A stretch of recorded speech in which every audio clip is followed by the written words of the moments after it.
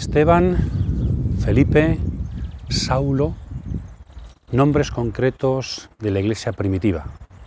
Seguimos con el libro de los Hechos de los Apóstoles, intentando conocer los orígenes del cristianismo, en donde están personas concretas que supieron responder a una llamada. Bienvenidos a esta reflexión sobre el libro de los Hechos de los Apóstoles. Vamos a conocer más de cerca a San Pablo, a San Esteban, a San Felipe, que supieron convertirse y evangelizar en nombre de Cristo resucitado. Conozcámoslos a través de la palabra.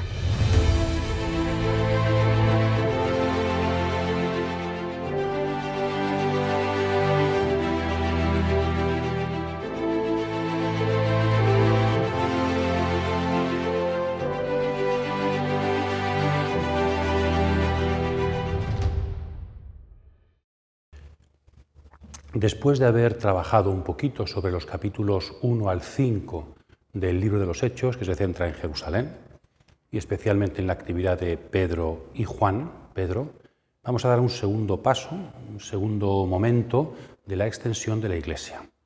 Los capítulos 6, 7, 8, 9, 10, 11 y 12. Capítulos 6 al 12, aunque lo dividiremos en dos vídeos. En el primero, los capítulos 6.1 al 9.31, que hay un sumario importante que concluye una sección. Comienzan problemas internos en la Iglesia, porque hay un grupo nuevo que se llaman los helenistas, que explicaremos luego lo que es. Y para ello, para solucionar ese problema, se elige a un grupo que son los 7, tradicionalmente llamados los diáconos, ¿verdad? Bien, y después se nos va a contar la historia de 2 de esos 7. Va a empezar con Esteban. Esteban es el primer gran personaje de este grupo, un nombre griego, Stéfanos, ¿verdad? Corona, y tiene un éxito en su misión y por eso hay un proceso contra él que acabará después en una muerte por lapidación, el primer mártir. Entre su proceso iniciado y su ejecución y la muerte, Lucas inserta el discurso de Esteban. Está muy bien insertado, aunque es verdad que este discurso pues, no tiene mucho que ver con el contexto, porque Esteban no responde a lo que le acusan. Y después tampoco la muerte va a ser fruto del discurso, sino que no haría falta. Diríamos como que Lucas aprovecha la circunstancia del proceso contra Esteban para insertar cuál sería la predicación de los helenistas. ¿De acuerdo? Lo introduce aquí en este contexto. Hay una correspondencia entre el proceso y la muerte, con esa teofanía, ven a Esteban como con luz, como el rostro de un ángel, y al final Esteban ve la gloria de Dios, ¿no? Esto está muy bien construido narrativamente. Y después esto va a provocar no solamente que muera Esteban, sino que se desate una persecución contra la Iglesia en Jerusalén. En la muerte de Esteban aparece un nuevo personaje que es Saulo, un joven que aprobaba su muerte, y después Saulo va a participar en esa persecución que se da contra la Iglesia de Jerusalén. Entonces, esto sería lo que podríamos llamar el ciclo de Esteban, que acaba en persecución. Esa persecución va a provocar que la Iglesia, parte de la Iglesia, como veremos, no toda la Iglesia, sino los helenistas, los cristianos de habla griega, los judeo-cristianos de habla griega, tengan que dispersarse. Y esa dispersión va a hacer posible que se extienda la misión. No va a acabar con la Iglesia, sino que va a hacer que la Iglesia se extienda. Y aquí aparece el ciclo, el personaje de Felipe, que extiende su evangelización por Samaria, por Judea, llegando hasta Cesarea del Mar. Ya lo había anunciado Jesucristo en Hechos 1.8, que el Evangelio se extendería por Jerusalén, capítulos 1 al 5, por Judea y Samaria. Y después veremos hasta los confines del mundo. Entonces, la persecución lo que hace es provocar la misión fuera de Jerusalén de Felipe, otro de los 7.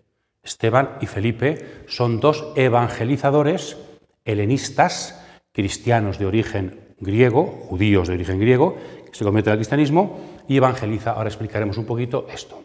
Y también esta persecución, perspectiva del perseguido, Felipe, Perspectiva del perseguidor.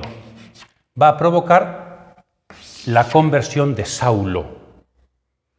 El perseguido, Felipe y los cristianos, Saulo perseguidor. Mientras son perseguidos, evangelizan. Mientras va persiguiendo, camino de Damasco, se produce su conversión. Después, por convertirse, él mismo es perseguido y tiene que huir desde Damasco y viene a Jerusalén. Y desde Jerusalén también tendrá que marcharse a otro sitio. Y por fin, todo este proceso, Lucas lo termina, nos hace descansar un poquito a los lectores, con un sumario. Crecimiento pacífico de la Iglesia a pesar de todo. Pues hoy os invitamos a leer despacio estos capítulos para reflexionar, meditar despacio en cómo estamos ante la primera expansión de la Iglesia, con dos personajes fundamentales cristianos, perseguidos, Esteban y Felipe, y con un personaje paradójico, que empezó siendo perseguidor y se convertirá en el gran apóstol de la extensión del cristianismo. Leamos y profundicemos.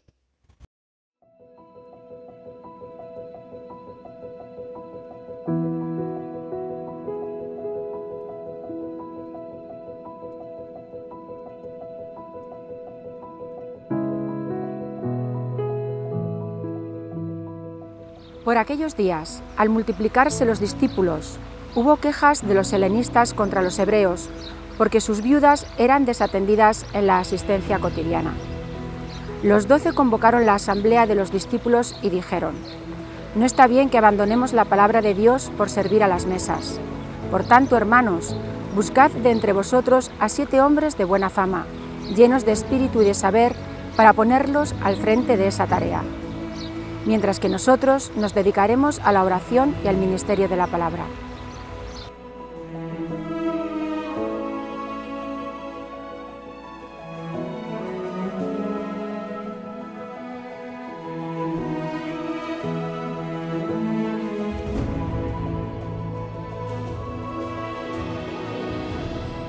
En la introducción tenemos la elección de los 7.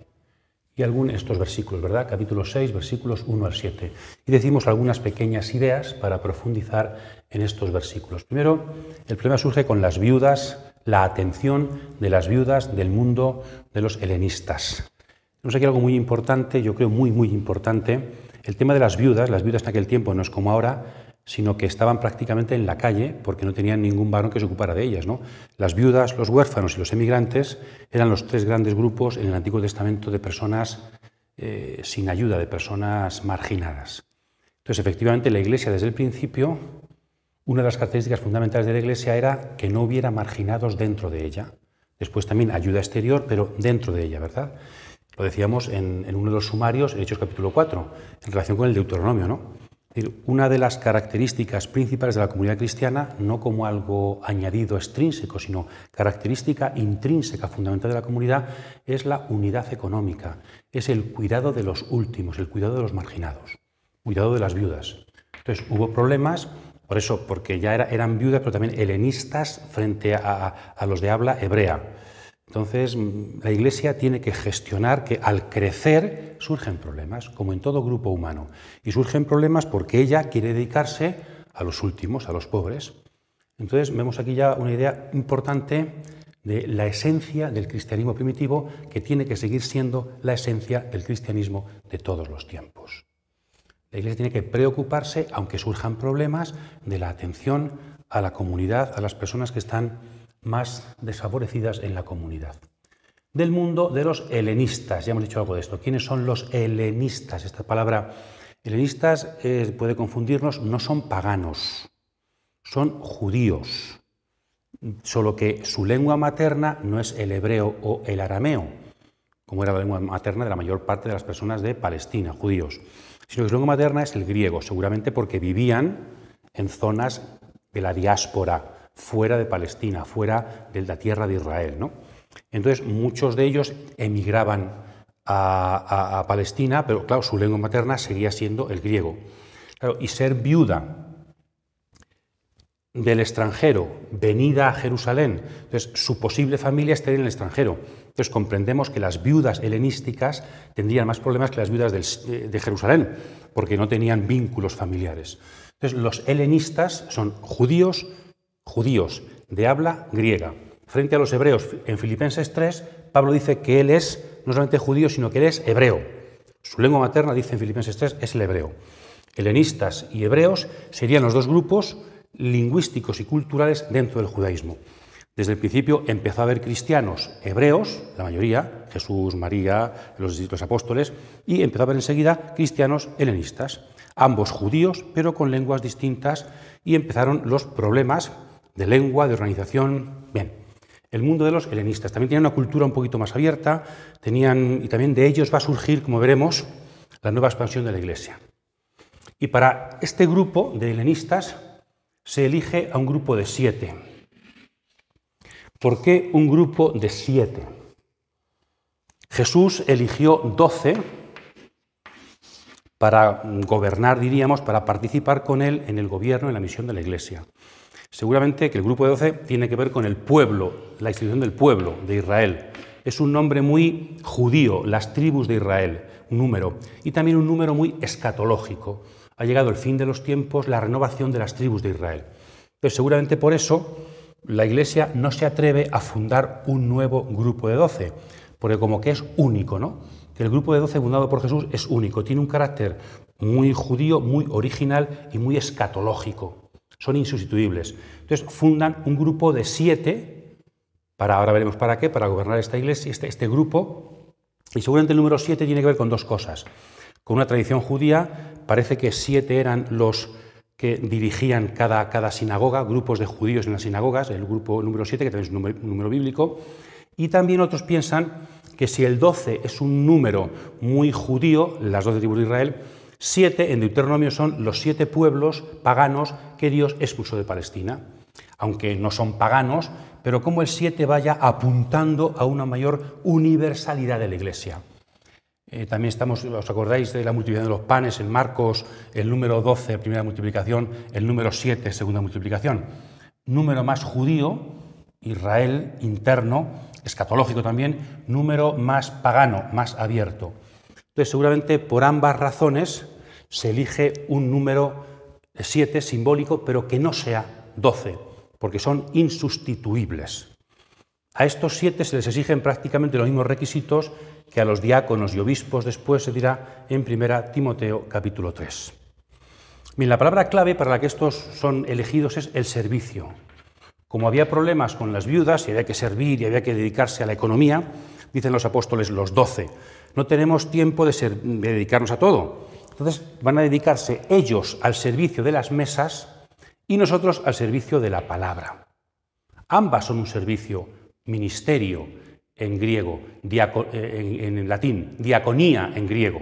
El servicio de las mesas en paralelo con el servicio de la palabra. De aquí viene la palabra diáconos.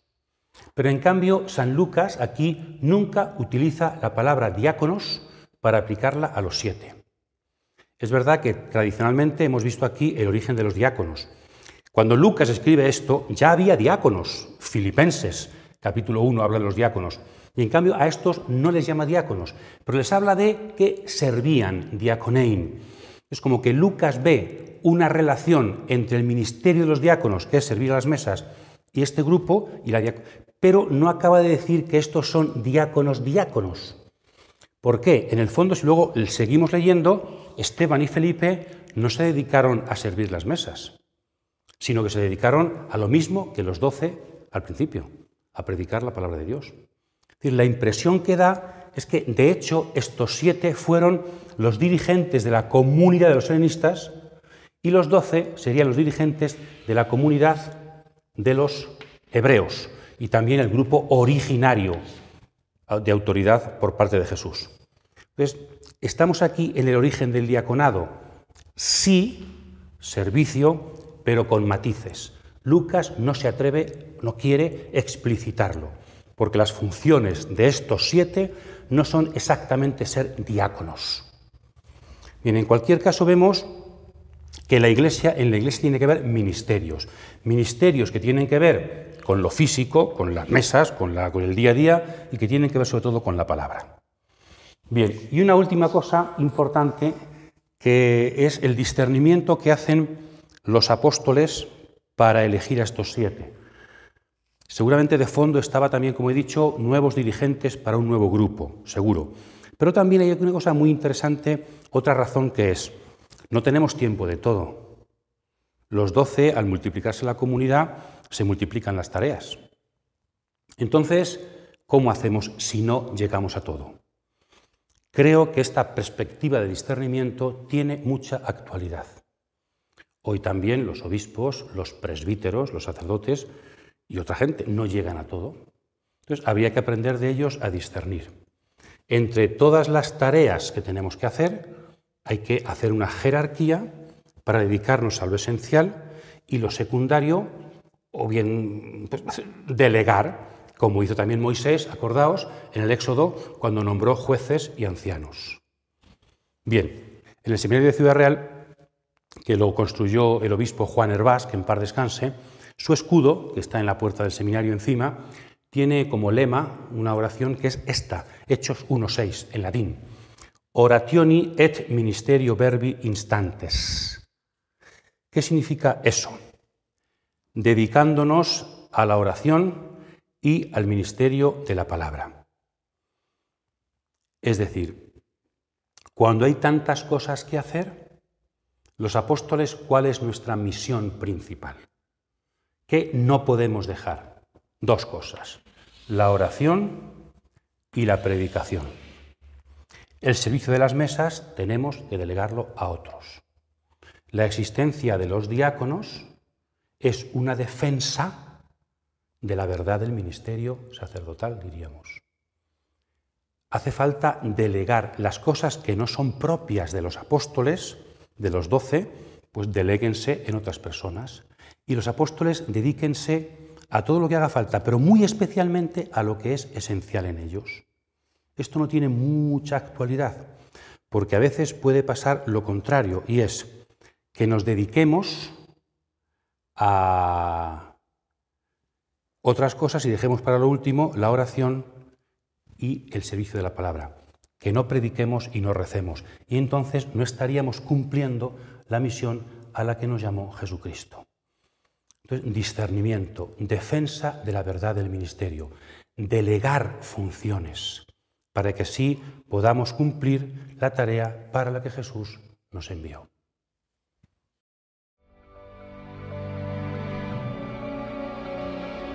Pero él, lleno del Espíritu Santo, miró fijamente al cielo y vio la gloria de Dios y a Jesús de pie a su derecha. Dijo entonces: Estoy viendo los cielos abiertos y al Hijo del Hombre de pie a la derecha de Dios. Al oírlo ellos, se pusieron a vociferar, se taparon sus oídos y todos a una se abalanzaron sobre él. Lo arrastraron fuera de la ciudad y empezaron a apedrearlo. Los testigos depusieron sus mantos a los pies de un joven llamado Saulo. Mientras lo apedreaban, Esteban hacía esta invocación: Señor Jesús, recibe mi espíritu. Después dobló las rodillas y dijo con voz sonora: Señor, no les tengas en cuenta este pecado. Y diciendo esto, se durmió.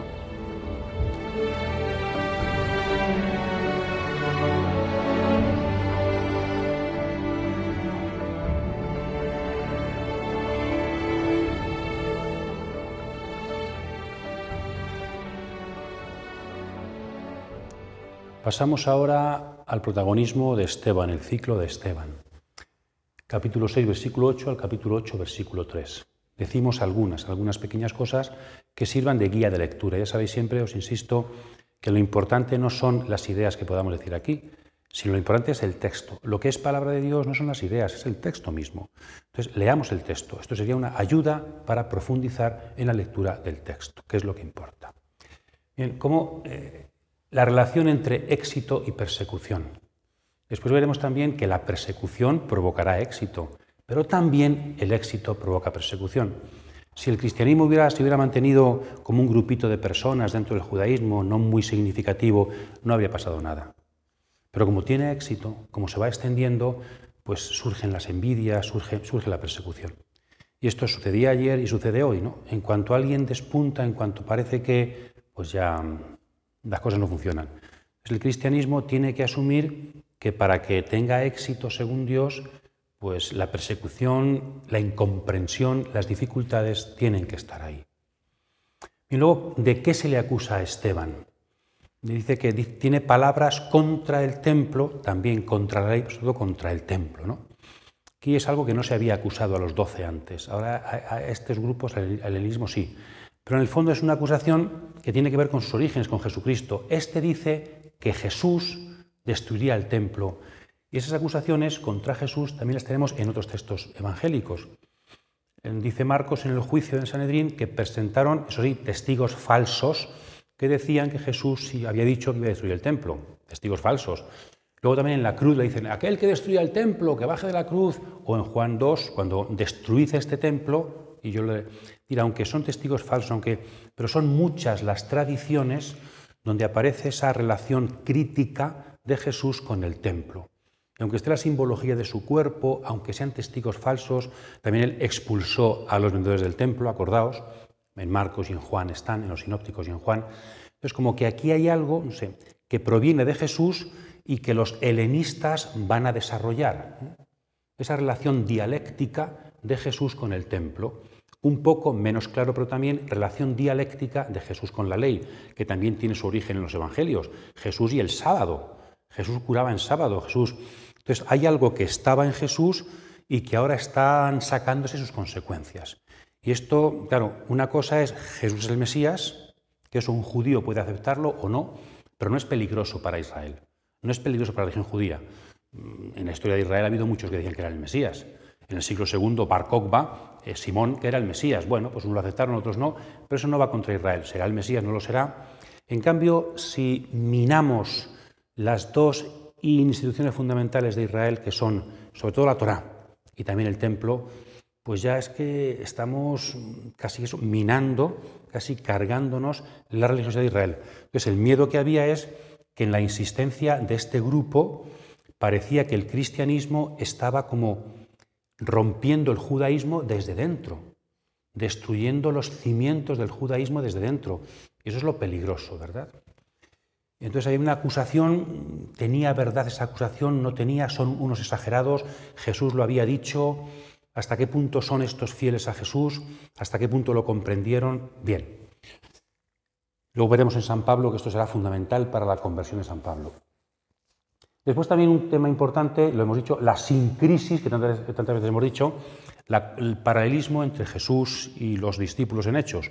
Aquí tenemos una sincresis con la muerte, un paralelismo entre la muerte de Esteban y Jesús, la muerte de Jesús.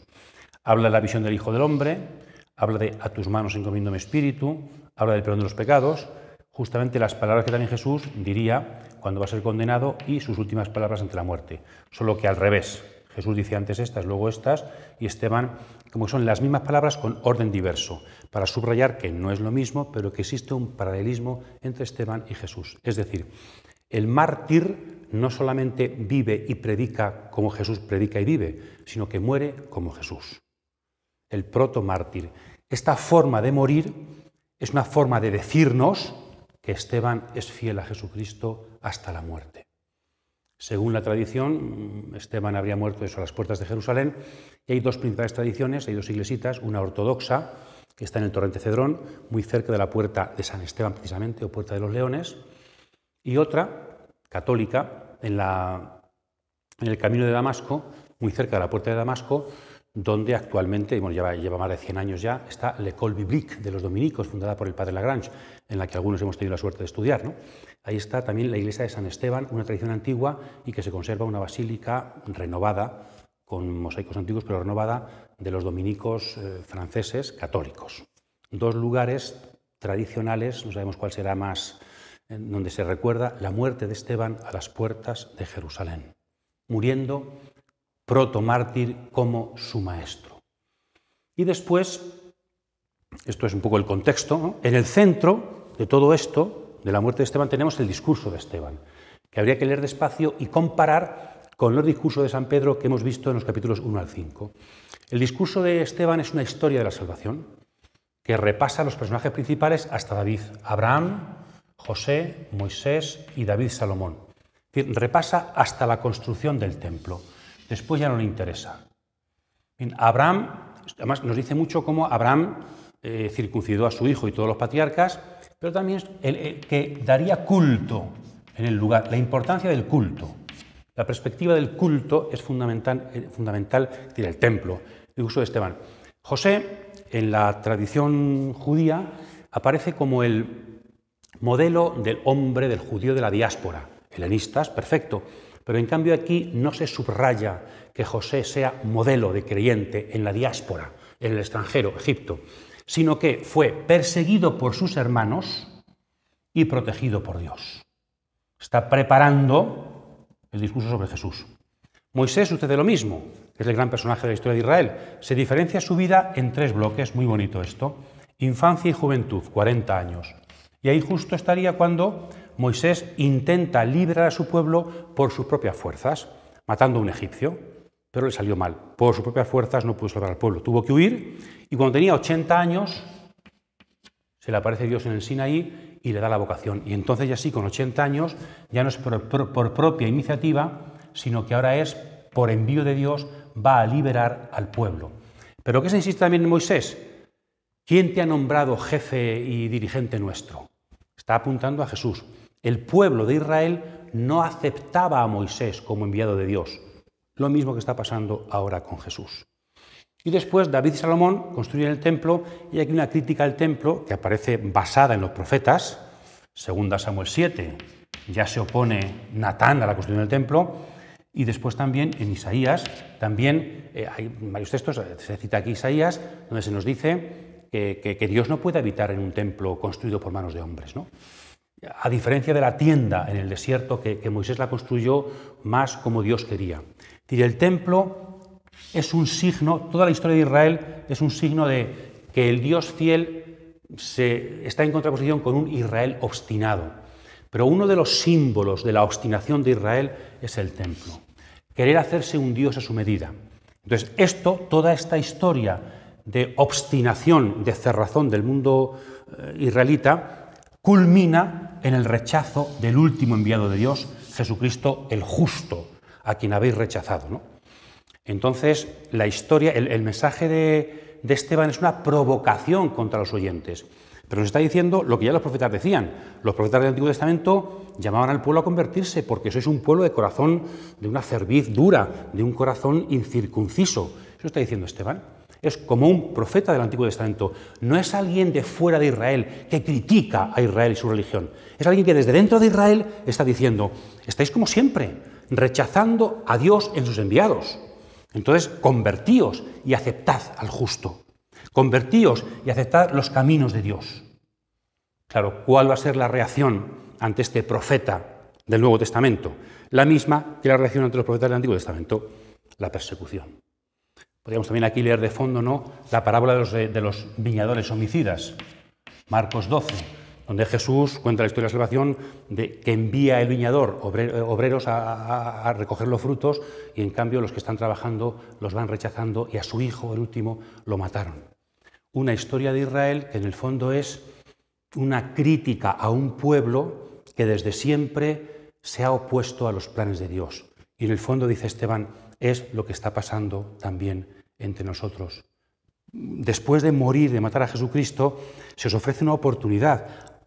Ha muerto Jesucristo. Bueno, pero ahora con su resurrección podéis abriros a su mensaje de salvación. Seguís obstinados en hacer vuestra propia religiosidad templo, sin hacer caso a Dios y a aquellos que Dios os envía. Ciertamente es una perspectiva dura, pero no más dura que la de los profetas del Antiguo Testamento. Estamos situados en una perspectiva profética. Dios exige a su pueblo porque le ama. Y el pueblo parece que sigue obstinado en rechazar a los enviados de Dios. Por eso todo esto acabará con la lapidación de Esteban. Jesús murió en la cruz, que era un tormento romano, pero Esteban muere apedreado, que es una forma judía también de cumplir la pena capital. Parece que toda la apertura al mundo helenístico va a acabar mal, porque no solamente Esteban muere, sino que esto provoca una persecución contra todos los de Esteban, todo el grupo de los helenistas cristianos de Jerusalén.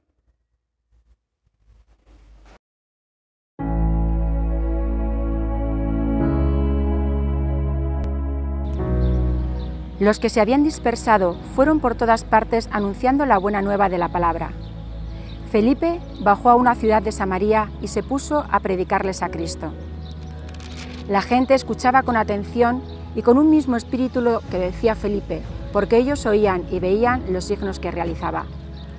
Y es que de muchos posesos salían los espíritus inmundos dando grandes voces, y muchos paralíticos y cojos quedaron curados. Hubo una gran alegría en aquella ciudad.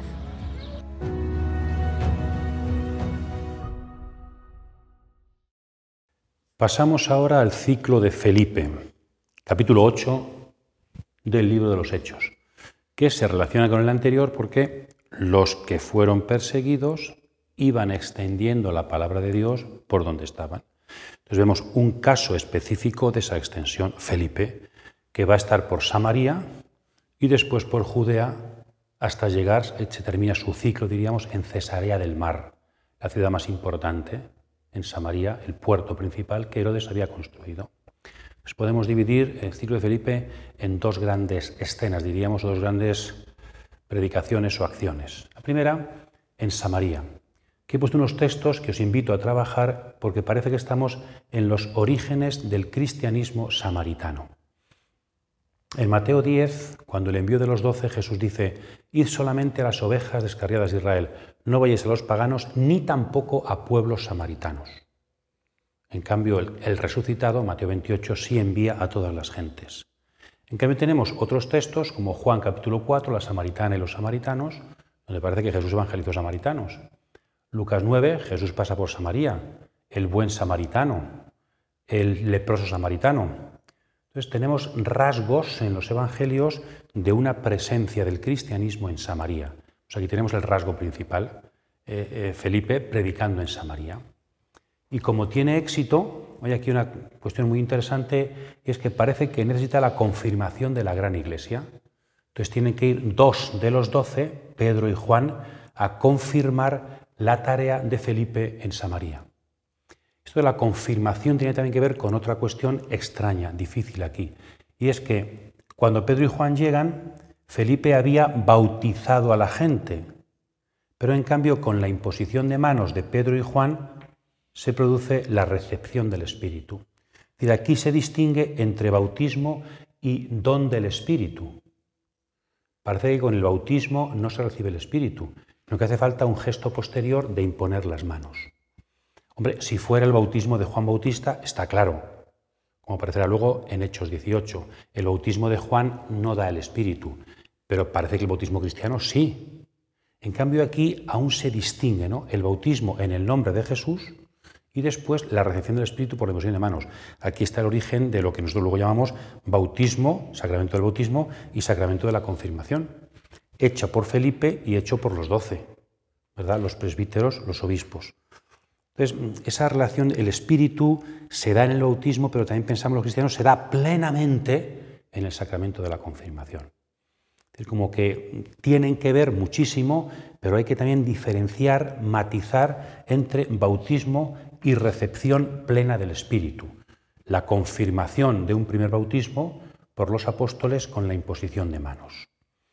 Y enlazado con este éxito, alegría, frente a lo que pasaba en Jerusalén, persecución, aquí las cosas van bien, alegría, tenemos el caso de un tal Simón, un caso especial, que es un hombre que es un mago, que hace cosas, y cuando ve que llegan estos discípulos de Jesús, se convierte, pero cuando ve también que por la imposición de manos se transmite un poder, quiere comprarlo. Él también quiere ser aquel que impone y es el origen de lo que después se llamará la simonía, que es, en el fondo, en la Edad Media sobre todo, la compra de cargos eclesiásticos, la compra de sacramentos sagrados a través del dinero. Es decir, este hombre ha confundido lo que es un carisma, lo que es una ordenación, lo que es una elección por parte de Dios, con una mercancía, ¿no? Yo quiero tener el poder de perdonar, yo quiero tener el poder de consagrar, yo quiero tener el poder de... Eso es la simonía.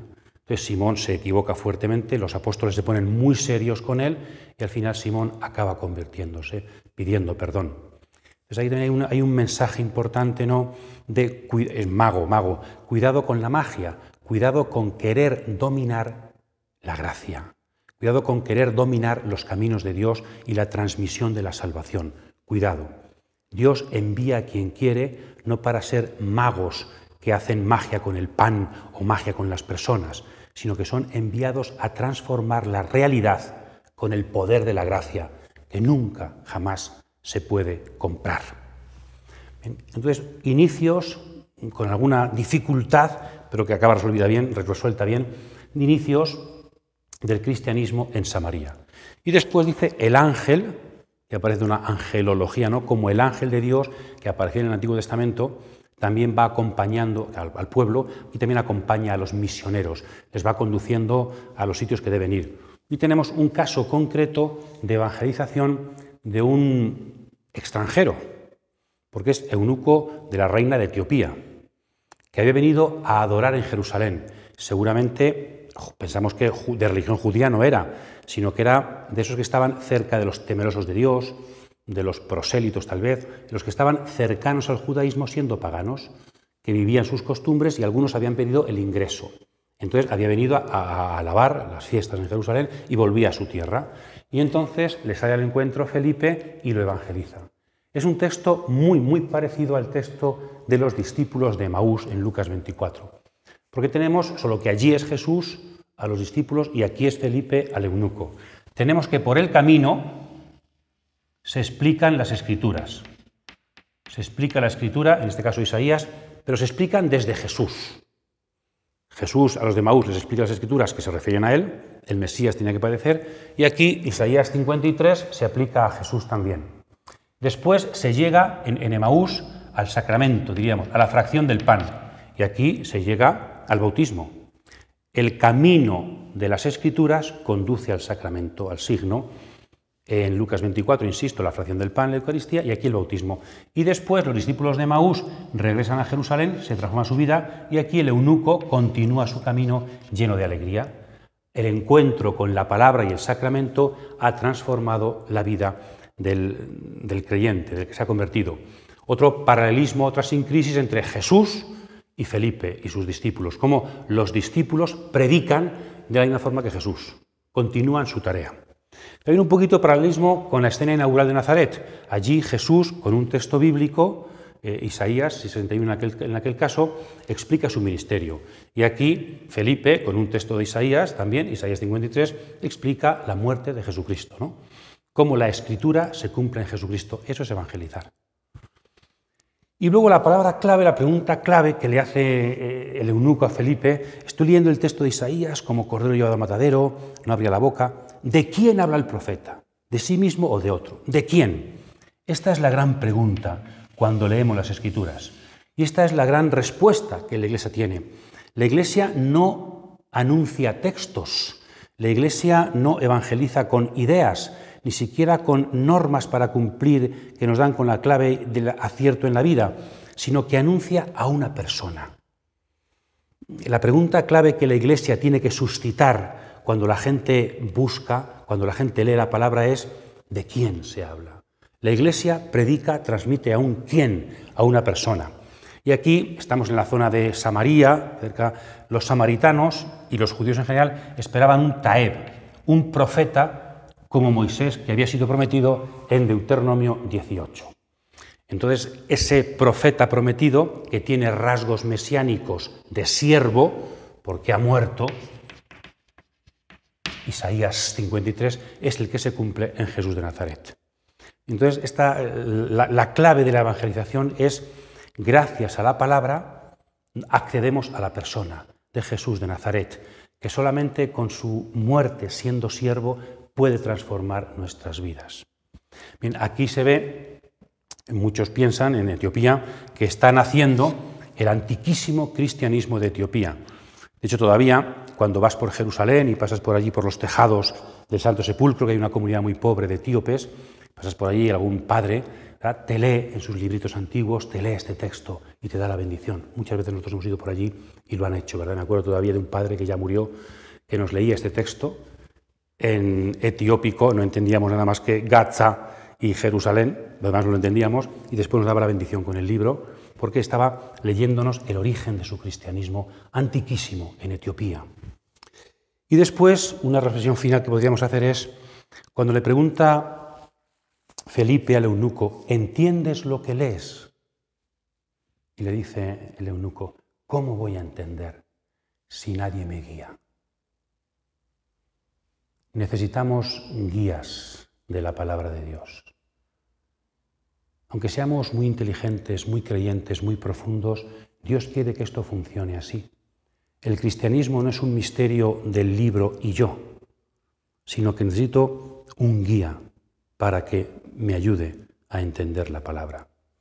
Pero también ojalá que este canal nos ayude a suscitar guías de la palabra, que los cautivados por la palabra nos sintamos también misioneros de la palabra, porque seguro que nos encontramos con gente, el ángel del Señor nos llevará a sitios donde hay personas con inquietudes por la palabra, que necesitan un guía, y Dios os va a mandar como guías, no para que la gente siga lo que pensáis vosotros y vuestras ideas, sino para ayudarles a comprender el misterio de la palabra, el misterio de lo que buscan. En el fondo, ayudarles a comprender de quién habla la palabra, a quién estás buscando, porque tu inquietud tiene un horizonte que tiene rostro, tu inquietud profunda, vital de ser humano busca a alguien.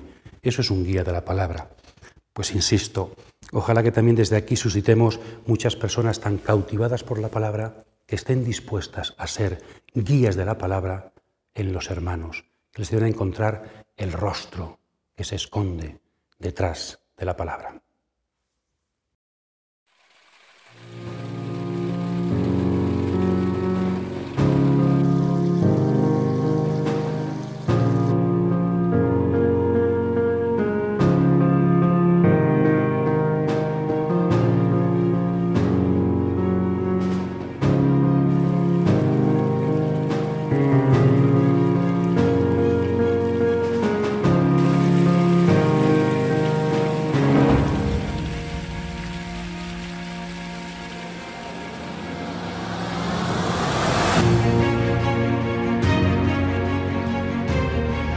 Pero yendo de camino, cuando estaba cerca de Damasco, lo envolvió de pronto una luz venida del cielo.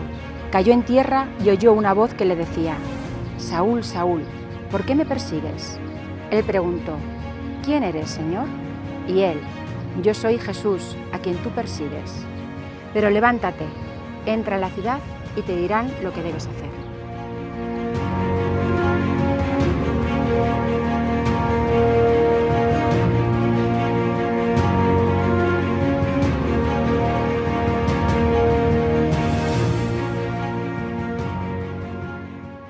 Pasamos ahora al tercer personaje de este vídeo, fundamental. Esteban, Felipe y Saulo. Pasamos de los perseguidos al perseguidor. La conversión de San Pablo se nos cuenta en los Hechos 3 veces. En el capítulo 9, que estamos ahora, en el momento en el que sucede, el narrador lo cuenta, y después se vuelve a repetir en los capítulos 22 y 26 como analepsis, diríamos, ¿verdad? En boca de Pablo se nos cuenta lo que sucedió antes. Esto se llama frecuencia, 3 veces contar una misma cosa, lo cual es un recurso literario y teológico del narrador. No hacía falta, podía haber puesto Lucas y Pablo contó su conversión, que el lector ya conoce. Entonces, esto indica la importancia que para San Lucas tiene la conversión de San Pablo, que la cuenta en 3 momentos. También es importante para San Lucas no solamente que la cuente el narrador como un hecho objetivo, sino que San Pablo mismo dé testimonio de ella. Hablaremos después también de cómo San Pedro en el capítulo 11 cuenta la conversión de Cornelio del capítulo 10. Se repite en 2 capítulos seguidos. ¿Cuál es la diferencia? Que en el capítulo 10 la cuenta Lucas, narrador, y en el capítulo 11 la cuenta Pedro, el que lo ha vivido. El capítulo 9 lo cuenta lo cuenta el narrador, y capítulos 22 a 26 lo cuenta Pablo. Es decir, para San Lucas no es solo importante que las cosas sucedan, sino que Dios actúe, sino que los actores sean conscientes del actuar de Dios y puedan dar testimonio de él. La dimensión gnoseológica, cognoscitiva del Evangelio de Lucas. Acordaos en Lucas 4, Jesús ha venido para que los ciegos vean. Lucas 24, Jesús abrió sus mentes para que comprendieran las Escrituras y dieran testimonio. Hace falta no solamente dejarse llevar por los planes de Dios, sino ser consciente de esos planes para poder ser testigo de esos planes y poder secundar esos planes. Entonces, primero, 3 veces, ninguno de estos se repite tantas veces, otro acontecimiento, la importancia de este momento para la Iglesia antigua, según Lucas, y también la importancia de que Pablo cuente por 2 veces lo que le ha pasado. También nosotros, cuando damos testimonio de algo, estamos diciendo en el fondo, sabemos el actuar de Dios. Soy consciente y agradezco el actuar de Dios en mí. Y lo cuento, también Pablo aquí lo cuenta, para que los que le oyen puedan ver también en sus vidas cómo Dios actúa. Igual que él, persiguiendo a los cristianos, tuvo que convertirse, ahora sus oyentes que le persiguen a él están también llamados a convertirse. Bien, frecuencia, importante. Y también importante el contexto. El capítulo 9 está entre el capítulo 8 y el capítulo 10.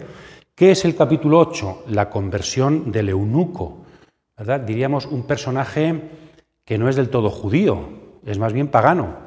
Felipe lo convirtió.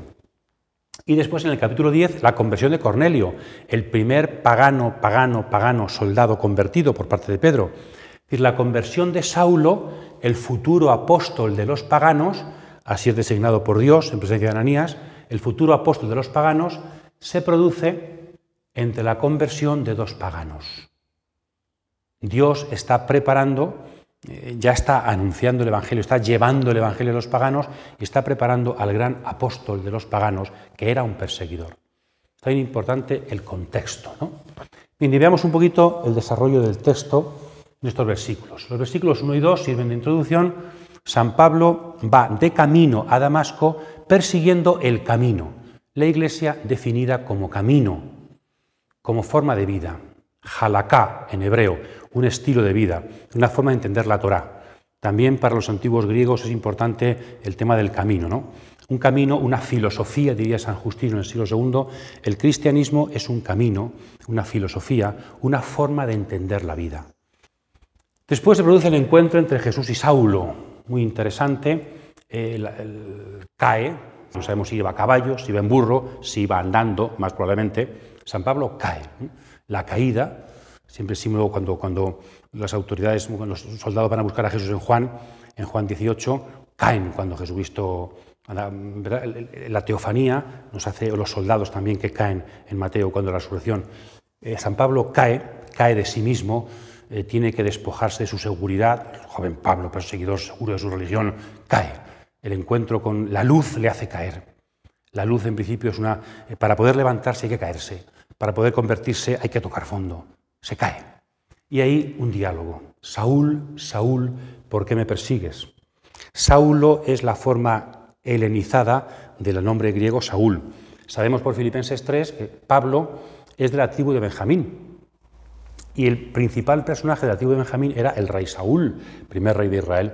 Entonces, ¿por qué se llamaba Pablo Saúl? Porque sus padres, que eran muy judíos, muy religiosos, de la tribu de Benjamín, le pusieron el nombre del personaje más importante de esa tribu, como el rey Saúl. Pero aquí eso se utiliza, San Lucas muy bonito, para jugar con las palabras, para jugar Saúl, Saúl, ¿por qué me persigues? ¿Quién es Pablo? Saúl. ¿Quién es el perseguido? Jesús.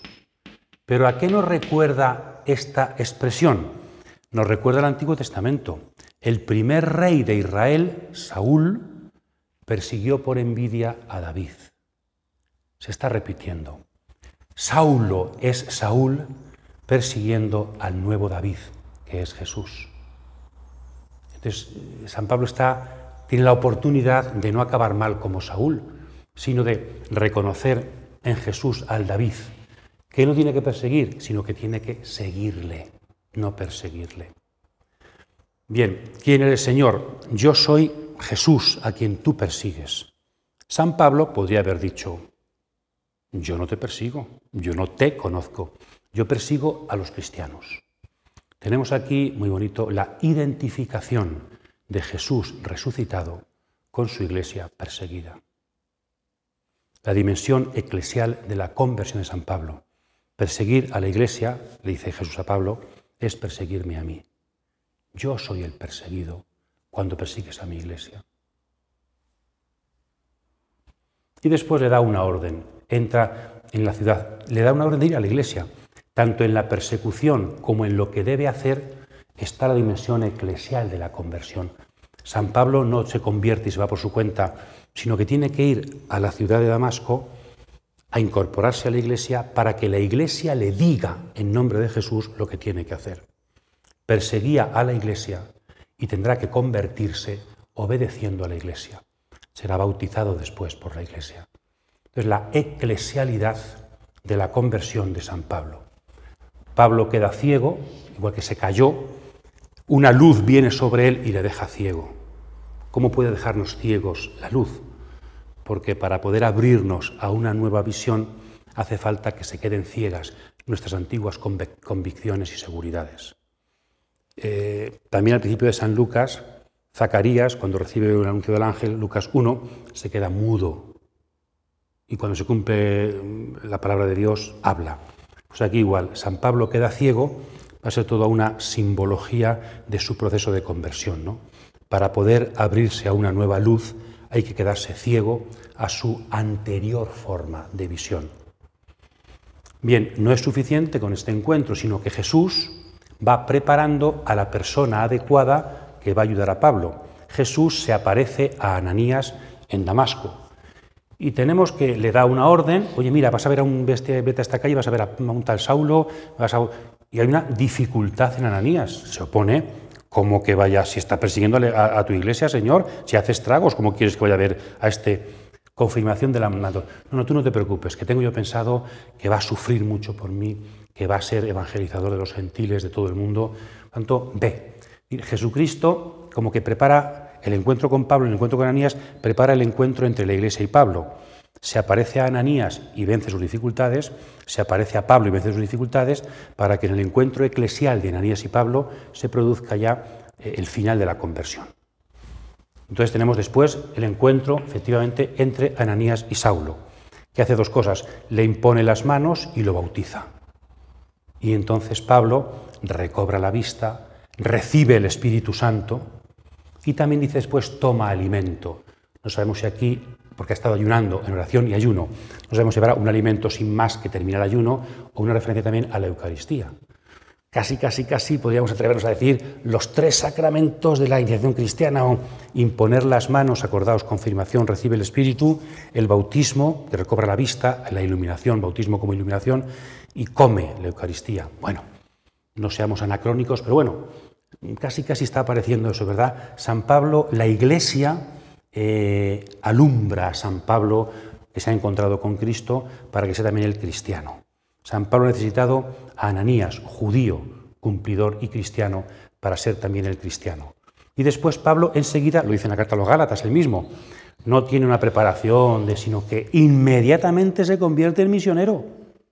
No pasa a ser cristiano, proceso cristiano. En cuanto se convierte de perseguidor en apóstol y empieza a anunciar el Evangelio. Según Hechos, pues en el mismo sitio donde se convirtió, en Damasco. Según Gálatas, estuvo un tiempo en Arabia, actual Transjordania, Petra y alrededores. De eso Hechos no dice nada. Y allí anuncia sobre todo a Jesús, claro, como siempre, con dos títulos: Hijo de Dios y Mesías, Cristo. Son los dos títulos principales de la cristología del Nuevo Testamento, como ya hemos explicado en Marcos, como ya hemos explicado en Lucas, como podríamos explicar en Mateo y podemos explicar en Juan. Casi el resumen de la cristología del Nuevo Testamento se fundamenta en estos dos títulos: Jesús Mesías, Jesús Hijo de Dios. Predica a Jesús. Esta predicación va a hacer que el perseguidor se convierta en perseguido y tiene que huir. También cuenta esta huida Pablo en 2 Corintios. Tiene que huir hasta descolgándose por la muralla. Todavía hay un sitio en Damasco, una ventana en la muralla de Damasco, que recuerda simbólicamente el lugar por el que Pablo habría escapado de Damasco. En Corintios se dice que lo perseguía el rey Aretas, rey nabateo de Arabia. Se relaciona la predicación en Arabia con la persecución. Lucas no dice nada de Arabia y la predicación de Arabia.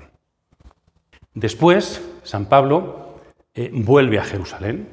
También esto en Gálatas lo dice, ¿no? Está en Jerusalén unos días, pero allí hay dificultades, la gente no se fía de él, menos mal que Bernabé, a quien ya conocemos, porque había vendido un campo, era uno de los evangelizadores más importantes también de la Iglesia de Jerusalén, pues es un poco el padrino el que presenta a Pablo, ¿no?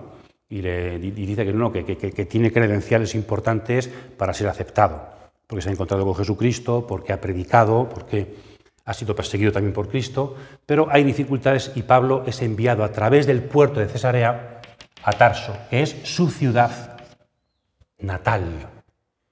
Y aquí empezarían, luego ya veremos, lo que llaman algunos los años oscuros de Pablo, la vida oculta de Pablo. Solo más tarde, años más tarde, Bernabé recuperará a Pablo para la misión en Antioquía. Pero ahora el ciclo de Pablo ha terminado en Tarso, su ciudad natal. Ha hecho un recorrido de Jerusalén a Damasco, conversión, pasando por Jerusalén de nuevo y acabar en Tarso. Bien, todo este texto acaba con un sumario que conocemos ya, donde se nos dice que la palabra de Dios iba creciendo, que es lo que importa. Y aquí he puesto, si hubiera que subrayar dos temas fundamentales como resumen, como conclusión de la conversión de San Pablo en San Lucas, sería la eclesialidad y lo del camino. Eclesialidad ya lo hemos dicho, ¿no? Sin iglesia no habría conversión. De hecho, ¿por qué se convirtió San Pablo? Porque persiguió a la iglesia y después necesitó a la iglesia para ser bautizado, para convertirse. Pero porque había una iglesia confesante, San Pablo se convirtió. San Pablo se dio cuenta que lo que los helenistas anunciaban podía cargarse el judaísmo y por eso por celo los persiguió. Pero ¿qué pasó camino de Damasco? Que encontrándose con una persona, Jesús resucitado, se dio cuenta que lo que perseguía era verdad. Se dio cuenta que la teología de los helenistas, que la importancia de Jesús relativizaba el templo y la ley. Entonces a San Pablo no hizo falta que le explicaran cosas, porque él sabía lo que la Iglesia predicaba. Por eso lo perseguía, porque se daba cuenta que los cimientos del judaísmo quedaban un poco mal con esa predicación de los helenistas. Entonces, porque los helenistas no rebajaron el Evangelio, porque fueron personas, diríamos, que iban a la raíz, radicales, que se tomaban el Evangelio en serio, fueron perseguidos, pero hicieron posible la conversión de San Pablo. Una iglesia que hubiera sido, diríamos, floja, una iglesia que no hubiera predicado nada novedoso, pues seguramente no habría sido perseguida, pero tampoco habría provocado la conversión de Saulo. Y yo me pregunto a veces, quizá hoy en día, no lo sé, a veces hay pocas conversiones porque tal vez hay un cristianismo demasiado mediocre. Nadie se convierte en la mediocridad. Podemos dialogar, podremos hacer, pero nadie entrega su vida a unas ideas mediocres. Entonces, cuando hay un cristianismo profundo, de horizontes, que se vive con seriedad, entonces es posible la conversión. San Pablo se convirtió al mensaje cristiano porque se encontró con una persona. Pero necesitó para eso una iglesia confesante y una iglesia que después le ayudó a nacer de nuevo. Y luego el tema del camino, que hemos dicho, camino significa, hemos dicho, halaká, un estilo de vida. Camino es la iglesia, símbolo de la iglesia, y Jesucristo, Juan 14:6, es el camino, la verdad y la vida. Entonces, ¿qué significa que Pablo se convirtió en camino? Pues que se convirtió a un nuevo estilo de vida, un nuevo estilo de comprender la religiosidad, de vivir y de creer. Se convirtió al camino, que es la iglesia, empezó a caminar junto con la comunidad y, sobre todo, se convirtió al camino que es Jesucristo. Jesús va a ser el eje central de toda la vida y la predicación de San Pablo. Entonces, su conversión fue realmente una conversión en camino hacia un camino nuevo que tiene estas tres dimensiones.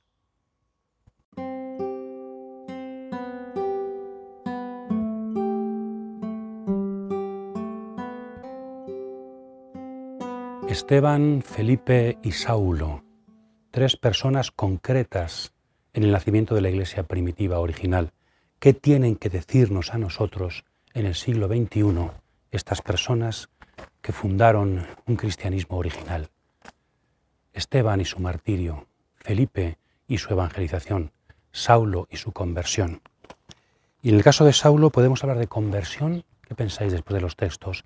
O podemos hablar de vocación, misión, llamada. ¿Tiene actualidad el caso de Pablo para nosotros? Es más, no solamente apliquémonos San Pablo, sino pudiera ser que alguna persona de las que hoy persiguen a la Iglesia, como Pablo, se convirtiera en un futuro no muy lejano en un gran apóstol de la Iglesia. No tenemos que esperar solamente que el Señor nos ayude a nosotros, sino que también nos envíe apóstoles nuevos en aquellos que están hoy persiguiendo a la Iglesia, que no comprenden el cristianismo. La historia está en manos de Jesús. Lo que comenzó en Hechos, con Esteban, con Felipe, con Saulo, continúa en nuestras propias carnes, en nuestra vida. Confiamos y sembramos. Estudiamos la palabra para evangelizar. Feliz semana a todos.